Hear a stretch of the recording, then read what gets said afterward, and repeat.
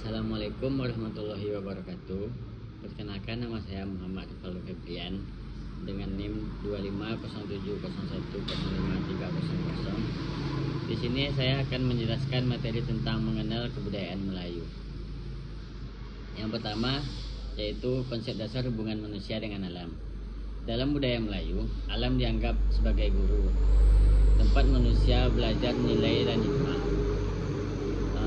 Alam terkambang menjadi guru, artinya manusia menurut pada alam untuk hidup seimbang. Manusia tidak boleh merasa menguasai alam, mereka bertanggung jawab menjaga kelestarian alam. Alam dipandang sebagai bagian dari kehidupan spiritual, sosial, ekonomi, dan masyarakat Melayu. Yang kedua, nilai-nilai alam dalam budaya Melayu. Hidup tidak berlebihan agar tidak menggunakan keseimbangan alam. Keseimbangan harmoni yaitu kegiatan manusia harus sejalan dengan ritme alam.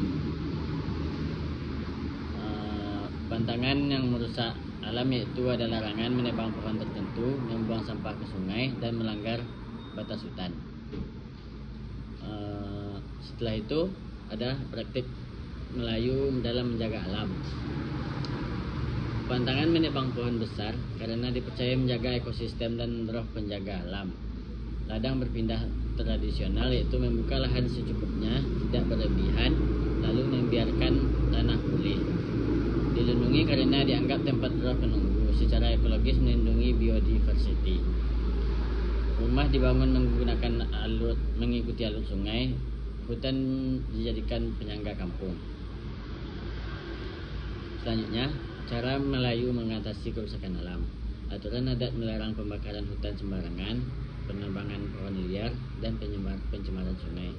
Masyarakat menggunakan konsep adat mengawal perilaku untuk menjaga lingkungan. Tradisi gotong royong atau membersihkan kampung, parit, sungai memperkuat kesadaran kolektif. Pemimpin adat atau ketua kampung menjadi pengawas praktik pada kegiatan tersebut. Contoh upaya pengendalian kerusakan. Bagian sungai yang dilarang diambil ikannya untuk memulihkan populasi ikan yang dinamakan dengan gubuk larangan. Penggunaan alat tradisional seperti jaring kecil dan bubu tidak merusak habitat sungai atau laut. Pantangan mengambil hasil laut ketika musim bertelur demi menjaga kelangsungan hidup hewan laut. Pengetahuan membaca tanda alam atau arah angin mengurangi risiko bencana.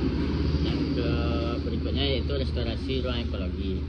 Restorasi adalah proses mengembalikan kondisi alam yang rusak agar kembali berfungsi. Dalam budaya Melayu, restorasi selalu mengikuti kearifan lokal agar selaras dengan adat dan alam. Tujuan restorasi yaitu menjaga kelangsungan hidup masyarakat, melindungi generasi kedepannya, dan menjaga identitas budaya. Contoh dari restorasi ekologi Melayu yaitu menanam kembali pohon di hutan yang rusak menggunakan bibit lokal oleh warga kampung yang dilakukan secara bersama-sama. Pembersihan sungai dengan rutin oleh warga kampung untuk menjaga air tetap bersih. Penataan permukiman warga agar tidak mengganggu aliran sungai atau aliran angin. Perawatan hutan mangrove untuk mencegah abrasi pantai, menjaga ikan, dan melindungi habitat burung. Yang selanjutnya yaitu tentang bahasa Melayu sebagai identitas. Bahasa Melayu mengutamakan kesantunan, kelembutan, dan keharmonisan.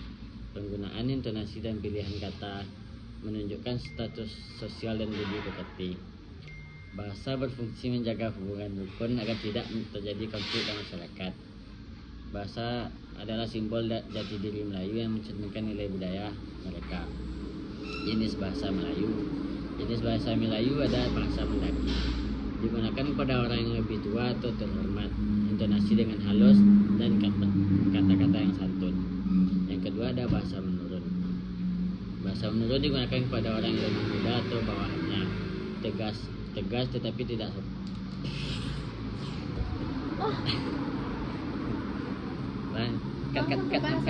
bahasa menurun ya berarti. Tidak, ulang dari bahasanya. Selanjutnya ada jenis bahasa Melayu. Yang pertama ada bahasa mendaki. Bahasa mendaki digunakan kepada orang yang lebih tua atau yang terhormat. Digunakan dengan nada dan intonasi yang halus, kata yang santun. Bahasa menurun digunakan kepada orang yang lebih muda atau di bawahnya. Digunakan secara tegas tetapi tetap sopan. Bahasa mendatar digunakan kepada teman sebaya sesuai suasananya santai, hangat dan tidak terlalu formal. Bahasa melereng digunakan untuk menegur atau memberi kritik secara halus. Tujuannya menghindari percekcokan. Selanjutnya ada peran bahasa dalam jati diri Melayu. Bahasa mengajarkan nilai budi, hormat, dan tatanan sosial. Bahasa Melayu membantu membangun hubungan sosial dan harmonis, menjadi alat yang menyampaikan pesan tanpa menyakiti perasaan orang lain, menjaga tradisional dan norma budaya yang telah diwariskan sejak dulu. Kesimpulannya, budaya Melayu menetapkan alam sebagai guru dan sahabat. Upaya menjaga alam dilakukan melalui adat, pantang larang, dan kearifan lokal. Restorasi ekologi dilakukan secara gotong royong dan berbasis pengetahuan tradisional. Bahasa Melayu memperkuat jati diri melalui sistem komunikasi yang santun.